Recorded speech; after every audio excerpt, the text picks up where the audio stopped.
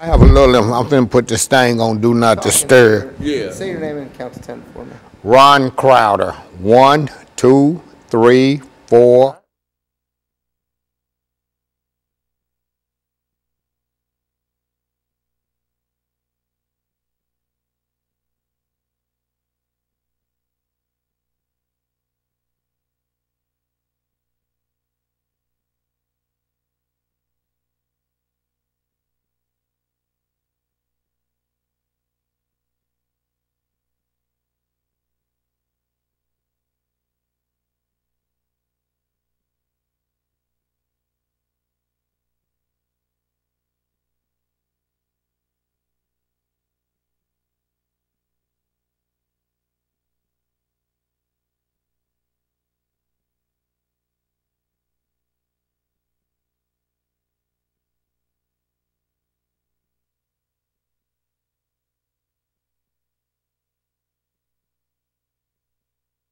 And I had my telephone off on.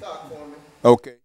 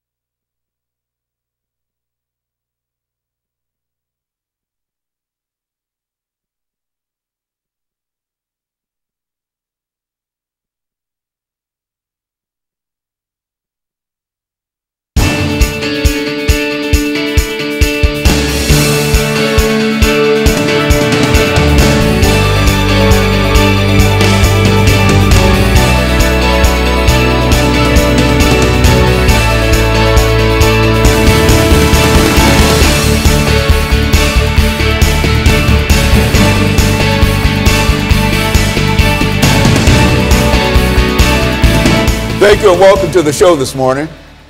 The topic this morning is the status of HIV and AIDS in Nashville. And we're fortunate to have with us to talk about the status of HIV and AIDS in Nashville, a longtime fighter of HIV and AIDS in Nashville, Mr. Ron Crowder.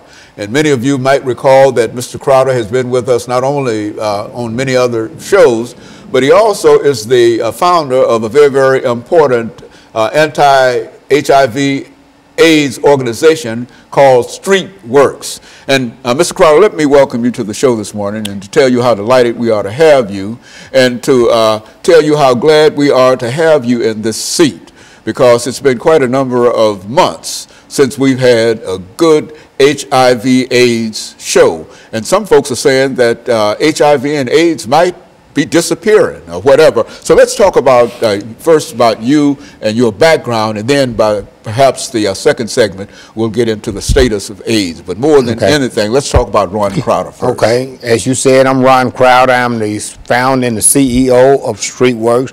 StreetWorks is a nonprofit agency that's been around for almost 20 years. We started in '97. We have 3 locations in Nashville. 2 of them are located in public housing, the Casey Homes in East Nashville and Tony Sudacom Homes in South Nashville. We do free HIV testing. We do free hepatitis C testing. We provide a multitude of direct support services for people living with HIV and people who are actively using drugs. So we work, and the name comes because we work the streets. We work the streets a lot at night to prevent new infections of HIV and hepatitis C. We work the streets to interact with people who are actively using drugs and to try to do some type of intervention with them, and if necessary, and if whenever they get ready, we help them get into treatment. And so, Mr. Crowder, we know you, and as we said, you were one of the first HIV/AIDS persons that we recall being able to talk to about that disease, and you, since that time, not only have you grown the organization, but you've grown your influence throughout this nation in terms of what AIDS is and the status of AIDS. And what we'd like to do today is to have you to give our audience as much information as you possibly can about the status of HIV and AIDS in American society in Nashville. And then we'll dedicate ourselves to that proposition for the rest of the show. Okay. So right now, HIV and AIDS, we can see an end to AIDS now. An end to AIDS is in sight now. There are cities, particularly New York, has a plan called End AIDS by 2020. So they actually have a plan of ending AIDS by 2020. Nashville doesn't have a plan yet, but with all of the new interventions and the new treatments, we can see HIV and AIDS ending. You know. Well, you know, I think when you first came to us, Mr. Crowder, that was several years ago when this was a real disease and people were having all kinds of problems in reference to it. It's strange that you can now say that within the next 4 years, because I think at one time we thought that this would be something that would be with us forever and ever, but you mean that the technology and the drugs and et cetera have come to such a point that we can talk in a real sense and be serious about saying that 4 or 5 years from now we might see the last person to be afflicted with this disease. Yeah, an end is in sight. I can't say that realistically 5 years is going to be the end of it, but we do know that the end is in sight. That it's not forever, as we thought for at one time. Yes.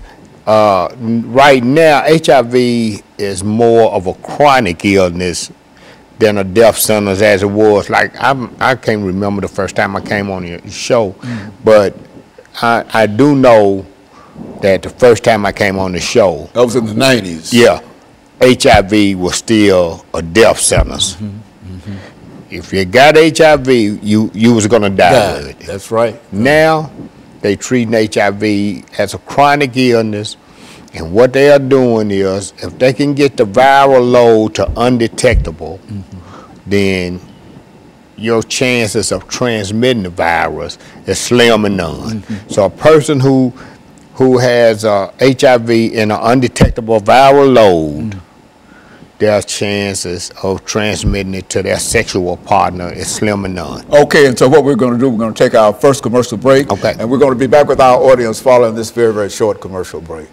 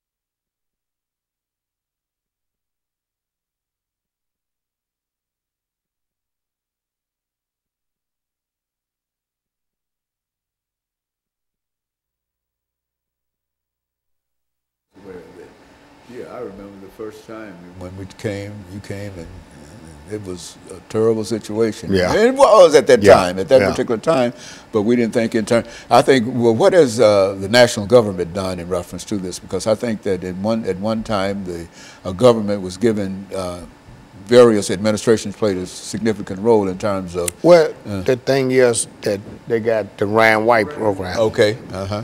We're ready.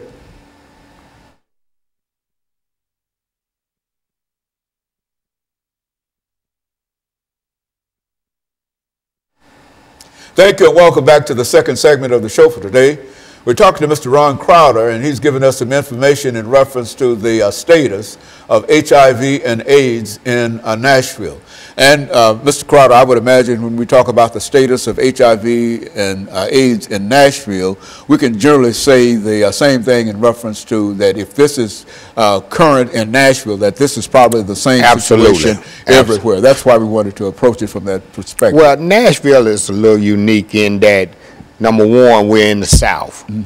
Right now, it's approximately 21,000 people living with HIV in the city. About 200 people get infected each year. While HIV in Nashville is down by approximately 30%, and it has been over the last 4 or 5 years, we still are the 22nd city, number 22 in the United States with the highest HIV rate. And that's due to poverty, being in the South, lack of education, lack of appropriate health care. That's a lot of many reasons. Drug use. And drug use is a good segue for what I need to say now. Right now, although needle exchange is not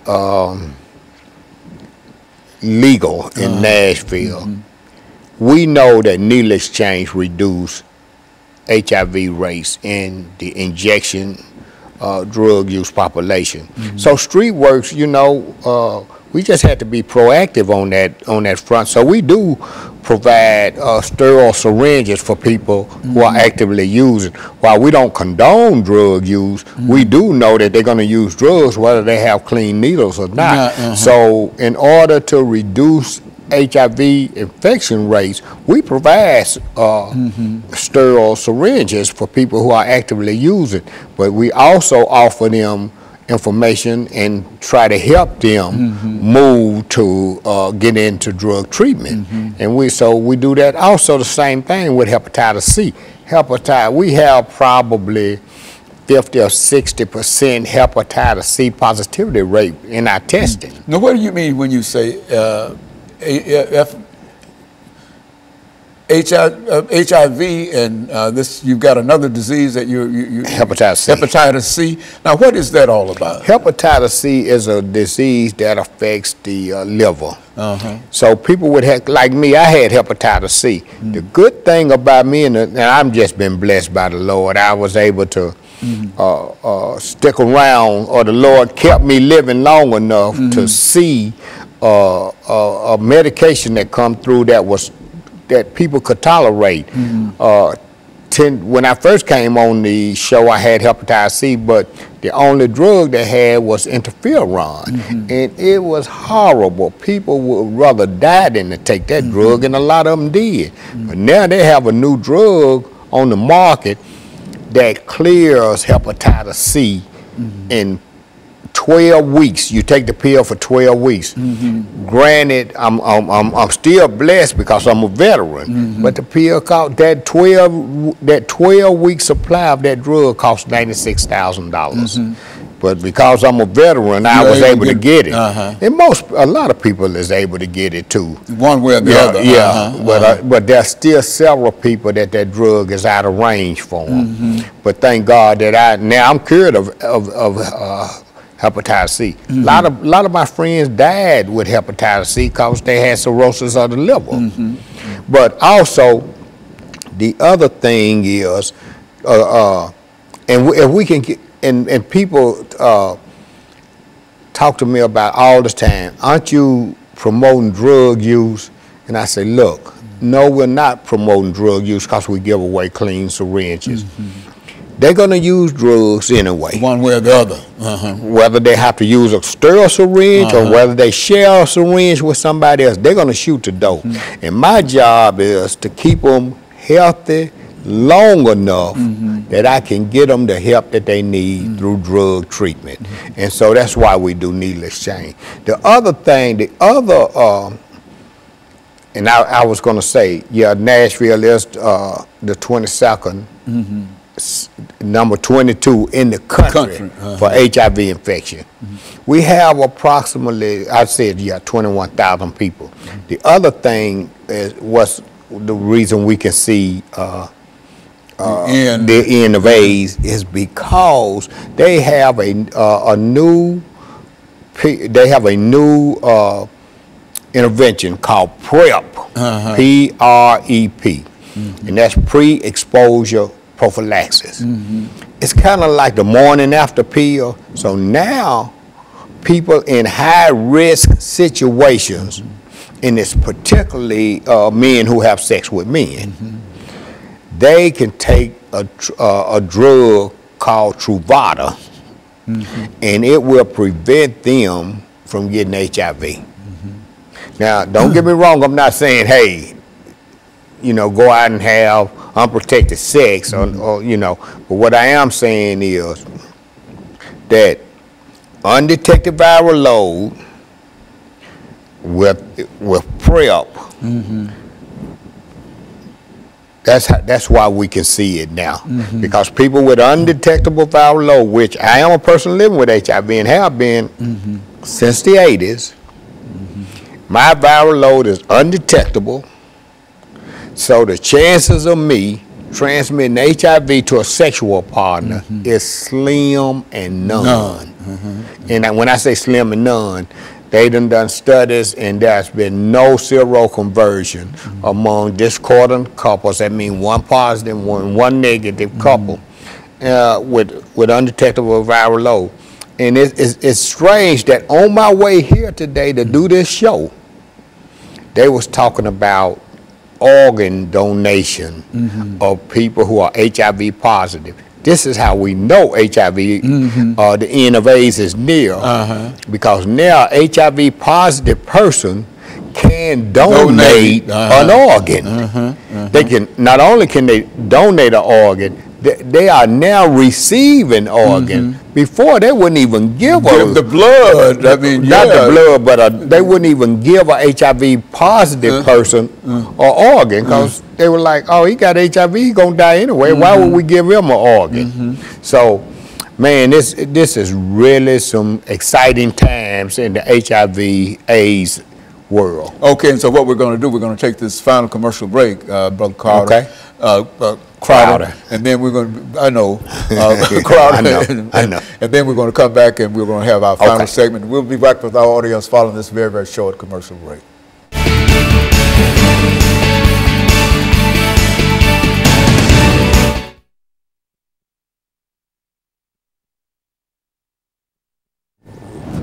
All of the conversations that we had with it, you used to be moaning and groaning in reference to it, and telling people this and whatever, and et cetera. And then you come in and announce today that we're moving toward within the next few years. And, I thought it was an eternal kind of thing. Yeah. It was. It was then.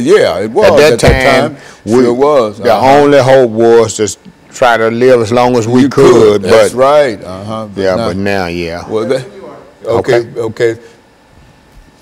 Okay.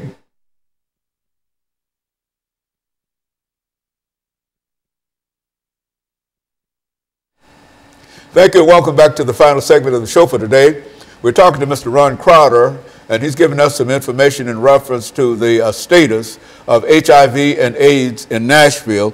And I think I must say up front, Mr. Crowder, that the information that you're reporting today is very, very positive and well hoped for information, because I can remember when you came to me and dealing with the same kind of situation, and it was moaning and groaning, not only in reference to what happened in Nashville, but all over the world in a real sense. And now you're telling us that there's a possibility that we might see the end of AIDS within the next half decade or so. Go on, talk about it. Dr. Haney, you're right. You're absolutely right.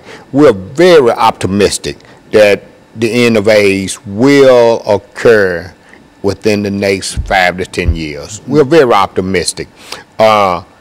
That's not to say that people still shouldn't take the same precautions as they have taken before. While the optimism is good, there is some things that I'm gonna tell you that's not so good. For example, HIV is still disproportionately affects people of color. People of color who get HIV seem to get sicker quicker, and they die sooner. Now, amongst men who have sex with men, the infection rate is out the roof. I mean, the CDC has given statistics that says 1 in 2, that's 50%, man, of men who have, particularly African American men. This is African American men, young African American men will get it. 1 in 2 will be infected with HIV. Now, Nashville Cares, Street Works, and Neighborhood Health received a grant from the CDC in the amount of $3.8 million over the next 5 years to combat HIV in the young MSM, the young black MSM community. What we plan to do with that grant is to create a one-stop shop for MSMs where they can come and receive all of their services under one roof. So we are in a collaboration to make that happen. We've not yet solidified the space, but we're in negotiation. Well, Nashville Cares is in negotiation with a realtor now to secure the space. But we just started our 2nd year of this grant, and it's going well. So again, like I say, it's some exciting times now. The federal government finally got it right. Okay. And now they putting their resources to follow the epidemic. So the epidemic is the greatest need is in young black MSM. So, and that's where they're putting their money. MSM. What do you? Men who have sex with men. Is that MSM? Men, that's yes. Men who have sex with men. Now, some people think that's a derogatory term, and you know, I just left a conference in Florida, the United States Conference on AIDS, and they was using gay and that other word we used to use a long time ago. I think those words are derogatory, queer, gay, and all of that, but apparently in other cities, they think MSM is derogatory. I mean, you know. But it's a matter of what you call it. But in a real sense, the disease itself, it has been mitigated in a real sense to such a point that it is possible to think about the end of HIV and AIDS. We see it. It's in sight. It's really in sight. Yeah. Well, that's one of the most encouraging things that I've heard about it. I didn't know that. You know, I think it's been a long time since we had a chance to talk to you about it. But the very thought of being able to end it, and this is not only for Nashville, we're talking about all over the world. Absolutely. And I understand it has been a tremendous problem in some parts of Africa, for example, and other parts of the world. Now, you know, third world countries and places like Africa and things, I'm not sure if they're going to be on land with it ending like that, but whatever happens here, I'm sure it'll eventually get there too. Because now you still have mothers breastfeeding, and you know, they just don't have the resources that we have. So, but eventually it'll get there. Nashville is doing some excellent work around prevention, around EIS, which is Early Intervention Services, finding people who are who have HIV and don't know it. So we aggressively look for those people, because probably, I don't know the percentage right off the top of my head, but most of all new infections occur amongst people who have HIV and don't know that they have it. So the key to ending HIV also lies in finding those people who are HIV positive and don't know that they're HIV positive. Also, finding the people who are HIV positive for whatever reason who has fallen through the cracks. Okay. So what we need to do is find all of those people, get them into treatment, get them treated where their viral load will be undetected and they won't be at risk of transmitting the virus to other people. And so that's what we're trying to do. And then you can say that you've defeated HIV and absolutely, AIDS. Absolutely. And I tell you, this is a real optimistic report for me to hear, because everything that we've said up until this point has always been doom and gloom in reference to it. And are you sure that a lot of folks understand that? Because I think that there are a large... Well, it's still people, because just like you didn't know, imagine how many other people don't know. Imagine how, man, we still got people stuck. If you don't have in contact and know about the disease and discuss it and etc., there's no way that you might know it, and you might have some information from long back, and that information no longer applies. Is that... That is correct. That's a good statement. The thing is now, early detection and early treatment. The sooner we can get them detected, as soon as we can detect the disease, the sooner we can get them into a treatment. That's the key. That is the key to ending this epidemic. Well, Mr. Crowder, let me say, we've got about a minute and a half to go here. And I can say one thing, that the way you've been working with it and the efforts on the part of your organization, StreetWorks, I think we can say that in Nashville, I'm not sure about what it means in other places, but in Nashville, I think that you played a very significant role in helping to move people toward where we stand now. You and Nashville Cares and a couple of other organizations, Miss Morley's organization and the Women with AIDS and et cetera. And the First Response Center. Okay. Reverend